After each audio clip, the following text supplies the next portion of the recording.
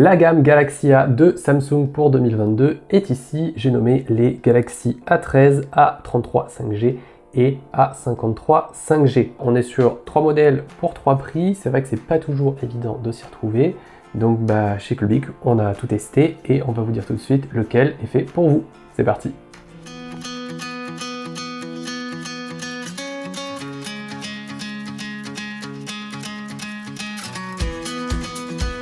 Et on commence par le plus abordable des trois, le Galaxy A13 4G, qui est proposé à 199 € prix conseillé. Alors qu'est-ce qu'on a pour ce prix? Eh bien déjà, on a un design qui est plutôt soigné. Certes, c'est du plastique, mais on a quand même une belle qualité de fabrication. La coque marque un petit peu les traces de doigts et un peu glissante, mais ça reste un détail et il ne faut pas oublier qu'on est sur de l'entrée de gamme. On a également un effort qui est fait au niveau de l'écran. Le A12 était simplement avec une résolution HD. Cette fois, on passe sur du Full HD, donc ça c'est plutôt positif. En revanche, toujours du LCD et du 60 Hz. Là encore, il ne faut pas trop en demander à Samsung, même si les concurrents chinois ont déjà franchi le pas de l'AMOLED, voire du 90 Hz. Un autre point fort de ce A13, c'est bien sûr son interface. Et là, on retrouve directement Android 12 avec l'interface One UI 4.1 de Samsung. Donc on adore toujours autant cette interface, elle est assez simple à utiliser. On a aussi un bon niveau de personnalisation. Bref, One UI, on ne va pas vous la refaire. C'est vraiment une très bonne interface et surtout on a la dernière version en date, ce qui n'est pas toujours le cas sur l'entrée de gamme chez Samsung, donc ça c'est plutôt positif. Le plus gros point fort du Galaxy A13, c'est sans doute son autonomie. On a une batterie de 5000 mAh et alliée à sa puissance un peu faible, ça on y reviendra, on a quand même une autonomie qui fait 2 jours assez facilement, voire 2 jours et demi. Donc ça c'est un très gros point fort. Ce qu'on a également aimé sur ce téléphone, c'est le fait de retrouver la prise jack 3,5 mm, mais également la possibilité d'insérer jusqu'à 2 cartes nano SIM, plus une carte micro SD pour étendre la mémoire de stockage. Donc là on a le package complet et ça franchement c'est cool. Passons maintenant au point faible, parce qu'évidemment pour ce prix-là, il y a quand même des concessions à faire. Donc je ne reviendrai pas sur le design un peu glissant et salissant. Par contre, ce qui n'est pas terrible, c'est la capacité de stockage par défaut qui est de 64 Go. Donc malheureusement, il n'y a que cette version qui est disponible.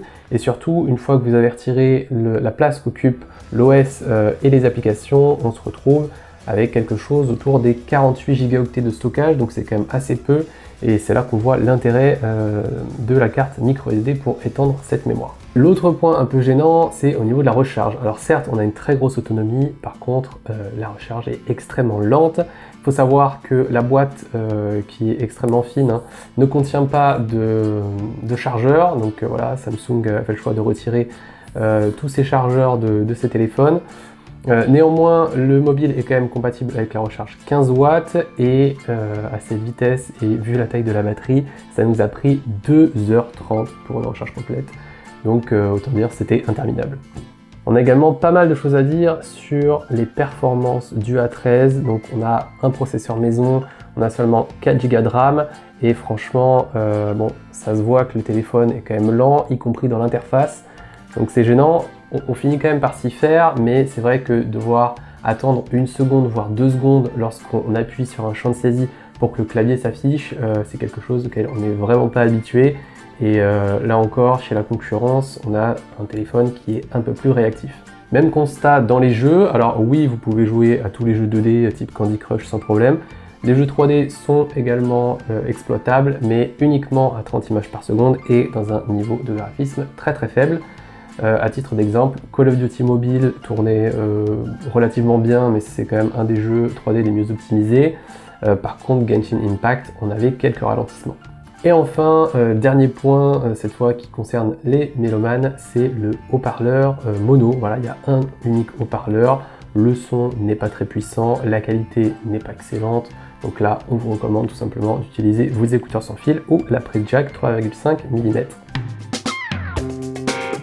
On passe maintenant au milieu de gamme avec les Galaxy A33 5G et A53 5G.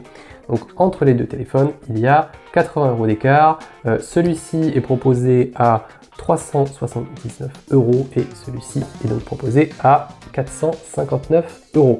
Donc je les présente en même temps parce que bon, déjà l'écart de prix est pas énorme et surtout ils partagent énormément de points communs, que ce soit positif ou négatif. On va quand même voir les petites différences pour vous aider à choisir, on perd pas plus de temps. On commence par le design des deux téléphones qui est vraiment très similaire. On a donc un module photo qui est parfaitement intégré à la coque.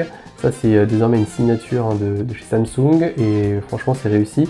Le dos en plastique mat ne marque pas trop les traces de doigts, donc ça c'est également appréciable.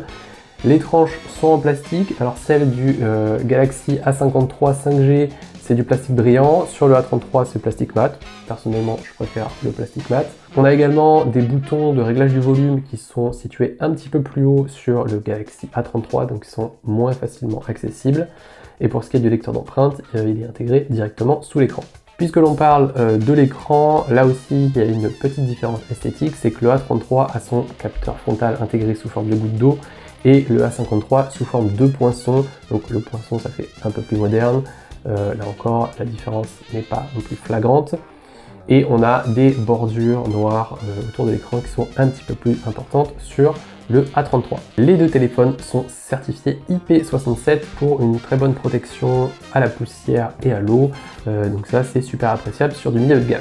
Les deux écrans sont également d'excellente qualité, donc contrairement au A13 qui est sur une technologie IPS LCD, là on est sur de l'AMOLED avec tous les avantages de l'AMOLED, donc des super contrastes, des couleurs vives.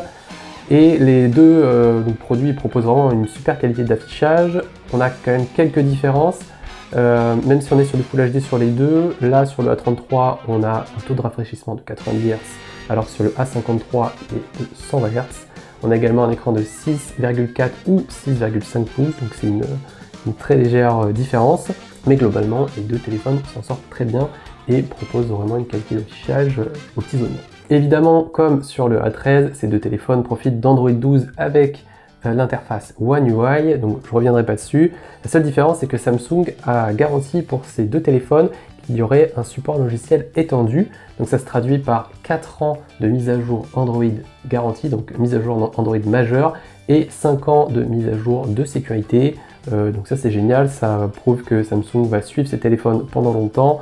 Et au niveau de la longévité, c'est quelque chose que peu de téléphones proposent sur le milieu de gamme. Niveau autonomie, ça reste également solide. Alors c'est un peu moins bien que sur le A13 quand même, mais ça reste excellent. On a 1,5 jours d'autonomie en moyenne, donc franchement c'est très bien. Après on verra un petit peu plus tard que au niveau de la recharge c'est pas non plus super rapide. On a également apprécié la qualité des modules photo, donc on a 4 capteurs à l'arrière. Alors on vous le dit tout de suite, hein, il y a le capteur macro qui est complètement anecdotique, même chose pour le capteur de profondeur. Par contre on a un grand angle et un ultra grand angle qui sont assez qualitatifs, Samsung a quand même fait des efforts là-dessus. On a une meilleure définition sur le A53 que sur le A33. On a également un ultra grand angle qui est un peu plus performant sur le A53. Après la différence n'est pas non plus énorme, c'est surtout au niveau du traitement logiciel que Samsung semble avoir favorisé son A53 et ça se remarque notamment au niveau du zoom numérique. Même avec un zoom x10, on obtient quand même des clichés qui restent exploitables sur le A53, ce qui n'est pas le cas sur le A33. Maintenant évidemment les deux téléphones ne sont pas parfaits et il y a quand même quelques défauts. Le premier c'est que donc on n'a plus de prise jack sur les deux téléphones, voilà, disparition, bon ça en gênera certains, d'autres pas du tout. Un mot également sur les performances, on a les mêmes processeurs dans les deux téléphones, alors ce sont des processeurs maison encore, hein, les Samsung Exynos, mais qui sont un peu plus performants que sur le A13. Donc on a toujours des ralentissements dans l'interface, qui est quand même incroyable à ce niveau de prix. C'est des ralentissements qui sont quand même moins gênants que sur le A13, mais toujours là quelques petites latences, quelques petits accrochages qu'on aurait aimé ne pas avoir. Au niveau du gaming, c'est un peu les mêmes remarques que sur le A13, donc oui on peut jouer aux jeux 3D, après ça sera toujours pareil, 30 images secondes, on fait des concessions graphiques. Bon, c'est clairement pas des smartphones de gamers, mais si jamais vous voulez jouer de temps en temps, ça fera largement l'affaire. Et on en vient à la recharge rapide. Donc là encore, hein, toujours pas de chargeur dans la boîte, mais cette fois on a une recharge rapide de 25 watts et pour recharger une batterie de 5000 mAh, ça prend environ 1h30 à 1h45. Bon, c'est pas dramatique, mais c'est quand même assez long quand on voit ce que peut proposer la concurrence en 2022. Pour conclure, quel téléphone est fait pour qui? On conseille avant tout le Galaxy A13 à ceux qui recherchent évidemment un téléphone pas cher, avec des fonctionnalités basiques et une très grosse autonomie. L'avantage par rapport à la concurrence vient évidemment, alors peut-être du design des téléphones Samsung si jamais vous appréciez, mais surtout de l'interface One UI qui est hyper soignée. Donc le A13 ça reste quand même un bon choix à condition de ne pas être trop exigeant. On a les A33 et A53, donc là c'est pour ceux qui cherchent un téléphone 5G, peut-être un meilleur rapport qualité-prix, et surtout un support logiciel étendu, parce que certes on a des concurrents qui font peut-être un peu mieux dans certains domaines, par contre au niveau du suivi logiciel, là ce que propose Samsung c'est quand même assez inédit pour cette gamme de prix. Est-ce que ça vaut le coup de mettre donc 80 € de plus pour acquérir le A53 par rapport au A33? Alors la réponse évidemment c'est vous qui allez la trouver, ça va dépendre de vos critères. Je rappelle, le A53 il a un design un tout petit peu plus soigné, il a un écran 100 Hz et pas 90 Hz. Donc ça c'est des petites choses comme ça qui peuvent faire la différence. À vous de voir ensuite si jamais vous voulez payer un premium ou pas pour ça.